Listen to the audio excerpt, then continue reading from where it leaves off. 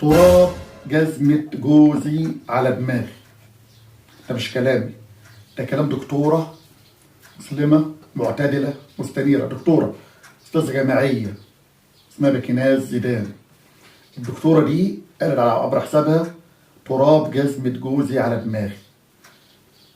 تعالي ربع كم، انت اللي متعلمة ربع كم ولا شغالة فين؟ ده أستاذة جامعية بتقول الكلام ده، واعية لكل كلمة بتقولها. كلامها كلام طويل، أنا من غيره ما سواش اشرب بصلة حتى. تراب جزمته على دماغي، أنا ما أعرفش أعيش من كلام محترم من إنسانة محترمة. إحنا فين بقى من إن كان المتعلم ربع كم ولا إن كان حتى الجامعيين، حتى اللي تحت حتى اللي فوق، بالحريم في البيوت، الراجل اللي بطافح الكوته ويرجع يلاقيها عماله تقلب في التلفزيون ولا في بالها والدنيا تمام، او التليفون مشغوله بيه، او بتكلم صاحبتها ولا بتكلم اختها والراجل ده تحت رجليها. انت كده تمام؟ يعني انت كده البت اللي مفيش منك والله العظيم ولا تسوى حاجه. الوضع اللي انت عايشاه ده لا يرضي ربنا ولا يرضي العباد. بقول لك دكتوره جامعيه بتقول انا عمري ما رهقته بطلبات ماديه، عمري ما اتعاملت معاه من الديه اللي هي ايه؟ الند اللي هو العند يعني اللي احنا عارفينه ده، اللي هو كل البيوت النهارده الا ما رحم ربي شغاله عليه. تلاقي البنت عاوزه يبقى لها راي في البيت، وغالبا اللي عاوزه لها يا رب راي في البيت دي هي امها برضه كانت مع ابوها لها راي في البيت. فنحاول نطلع نشء طيب، نشء محترم. ما احنا عاوزين اللي يشوفنا يقول الله يرحم والديك، بلاش اللي شفنا ولا شوف تعاملنا يقول الله يكحمك ويكحم اللي جابك. ما هو التعامل بتاعنا ده هو اللي بيخلي الغريب من غير ما يبقى عارف اهلك ابوك مين او امك مين، وانت كمان من غير ما يبقى عارف والدك مين او والدتك مين، تعاملك هو اللي يخليهم يندعي لهم او يندعي عليهم. يتقال الله يرحم اللي ربوك او الله يكحم اللي جابوك. فانت اللي هتخلي العالم من غير ما يبقوا عارفين اهلك هيدعوا لهم او يدعى عليهم. المشكله كمان مش في الاب والام اللي راح، المشكله في الجيل اللي طالع. الجيل اللي طالع سواء بنت ولا ولد، انت عندك ولد بتعلميه ان يبقى الطبيعي ان تبقى الواحده تبقى الند للراجل، فبتطلعيه واحد باهت، راجل باهت ملوش كلمه ببيته، ممكن مراته تمشي كلمتها عليه لانه هو شايف امه من قبله كانت بتمشي كلمتها على ابوه.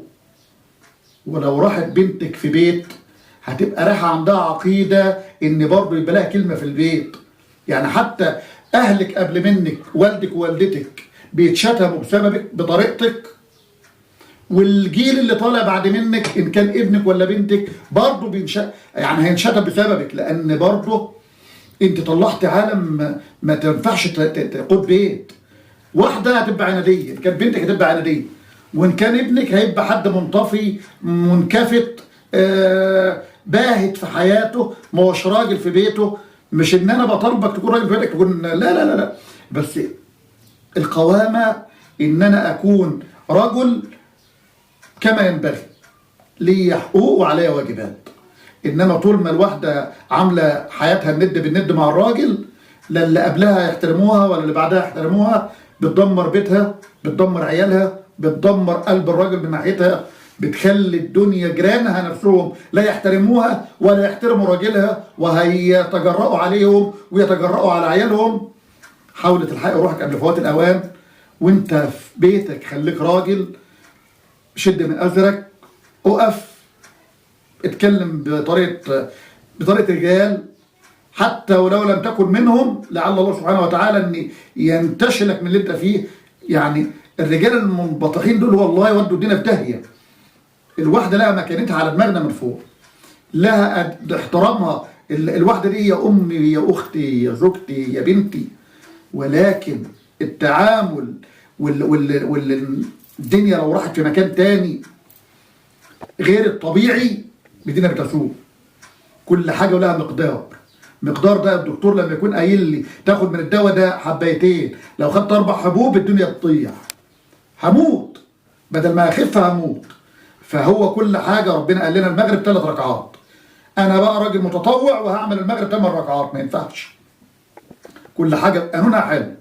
الواحده شريكه حياتي على دماغي من فوق، لكن بقانونها، بقانون الحياه الزوجيه، انا كراجل وانت كواحد هشاركك واخد برايك، مفيش اي مانع، لكن انت تنفرد برايك وانت تبقى صوتك عالي عليا في البيت، وانت المتحكمه في الاولاد، وانت اللي متحكمه في البيت، وانت اللي تامريني مين اللي يجي لي ومين اللي ما يجيليش، واخواتي يجوا لي امتى ويعملوا تليفون قبل ما يجوا لي، ده عند ماما.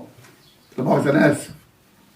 فلازم كل واحد فينا يعني، معلش طولت عليكم، يعني اتمنى من كل زوج يكون في مكانه رجل يعني يعرف معنى ان هو راجل، كل واحده تحترم بيتها، تحترم راجلها، تحترم الراجل اللي رباها، ان كان في العمر ربنا يطول في عمره، ان كان توفى يبقى ربنا يرحمه، تحترم اولادها، الجيل اللي طالع اللي جاي بعد كده، ان هي اللي بتعمله هم يتعلموا منها. السلام عليكم.